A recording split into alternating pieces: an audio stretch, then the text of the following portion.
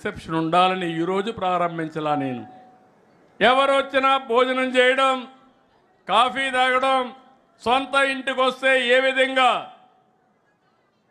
ఆదరణ చూపిస్తారో అలాంటి ఆదరణకు చూపించిన పార్టీ తెలుగుదేశం పార్టీ అని చెప్పి కూడా నేను మీకు తెలియజేస్తున్నా. అదే సమయంలో ఒక విషయం మీ అందరికీ గుర్తు చేస్తున్నాను. ఎన్నో ఆటుపోట్లు వచ్చాయి, ఎన్నో సవాళ్ళు వచ్చాయి, ఎంతోమంది మిమ్మల్ని ఎన్నో విధాల బాధ పెట్టారు. 43 ఏళ్ల సుదీర్ఘ ప్రయాణంలో మీ త్యాగాలు చూశాను, మీ కష్టాలు చూశాను, మీ ధైర్య సాహసాలు చూశాను. అదే సమయంలో అంతకు మునుపు కంటే 2019-24లో మీరు పడిన బాధలు చూశాను. అనునిత్యం ఎన్నో ఇబ్బందులు వచ్చాయి. మీ ఆస్తుల్ని విధ్వంసం చేశారు. కడాన మీరు చూస్తే చంద్రయ్య లాంటి వ్యక్తి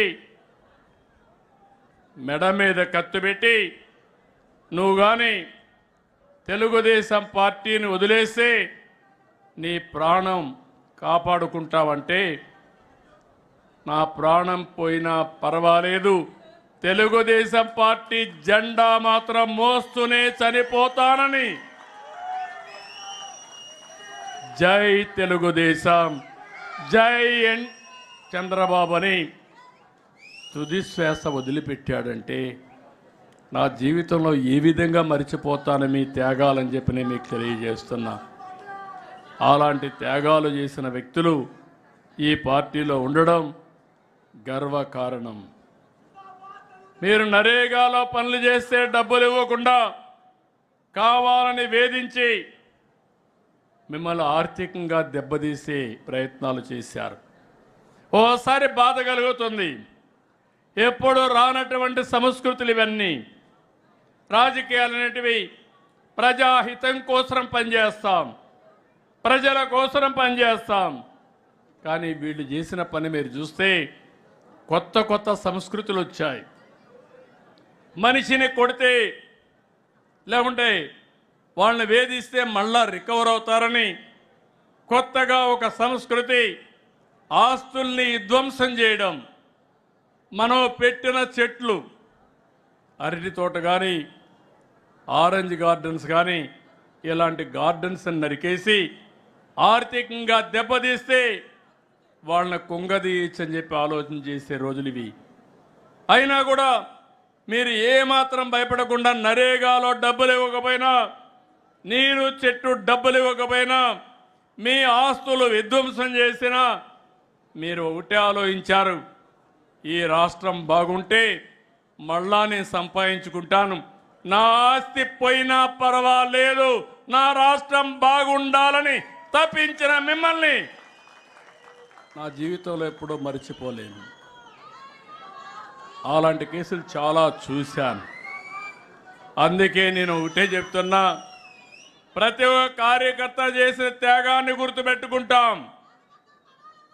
అదే సమయంలో మీ అందరికీ ఒకటే విజ్ఞప్తి చేస్తున్నాను. నేను బయట వస్తే కిలోమీటర్లు పరిగెత్తిన కార్యకర్తలు ఉన్నారు. అదే పని. ఓసారి ఎన్నో ఇబ్బందులు క్రియేట్ చేసినా, ఇండ్లల్లో ఉండడానికి వీలు లేకపోయినా పార్టీ కోసం పనిచేశారు.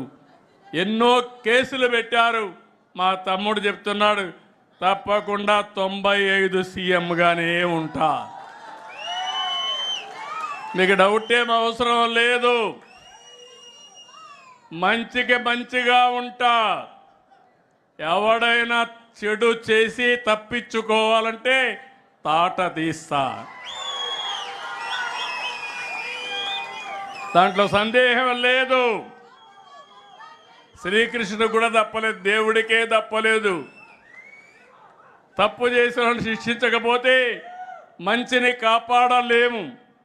కానీ ఇక్కడ మీరు గుర్తుపెట్టుకోవాల్సింది, శిక్షించేటప్పుడు కూడా ఎవరైతే తప్పులు చేశారో నిజమైనటువంటి వ్యక్తుల్ని శిక్షిస్తే ప్రజలు కూడా అప్రిషియేట్ చేస్తారు. కానీ మనం చేసేది రాజకీయ కక్షల కోసం పోతే మాత్రం ఎవరు విశ్వసించరని చెప్పి నేను మీకు తెలియజేస్తున్నా.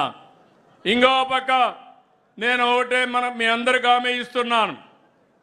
ప్రజాస్వామ్యంలో పార్టీ కార్యకర్తలు చాలా ముఖ్యం. జెండా మోసేది మీరు, ప్రజల్లో చైతన్యం తీసుకొచ్చేది మీరు, ప్రభుత్వం యొక్క సందేశాన్ని ప్రజల్లోకి తీసుకుపోయి ఎక్కడికక్కడ ప్రజల్లో ప్రభుత్వం పట్ల పాజిటివ్గా క్రియేట్ చేసేది మీరే. అందుకే నాకు ఎప్పుడూ జ్ఞాపకం, తెలుగుదేశం పార్టీ కార్యకర్తలుగానే హుషారుగా ఉంటే తెలుగుదేశం పార్టీకి ఓటమే లేదు.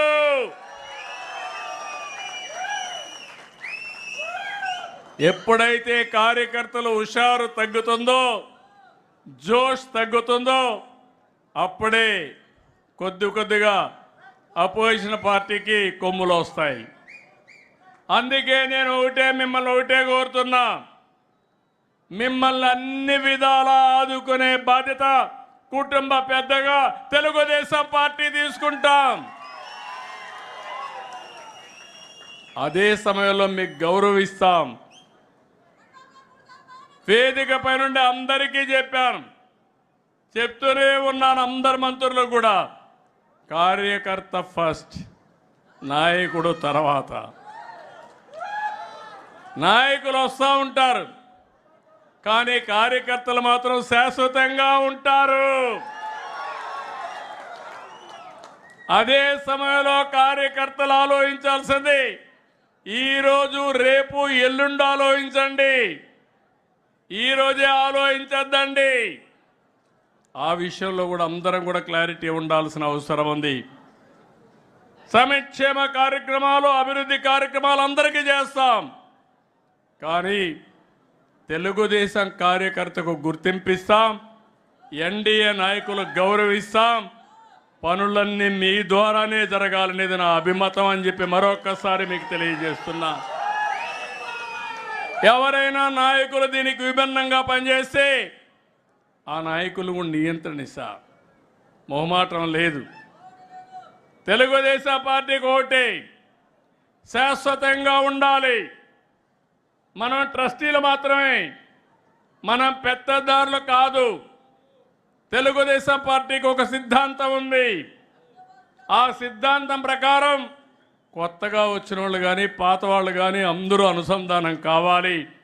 అప్పుడే ఈ పార్టీ శాశ్వతంగా ఉంటుందని చెప్పి కూడా నేను మీకు తెలియజేస్తున్నా. అందుకనే మళ్ళీ మీ అందరికి హామీ ఇచ్చేది,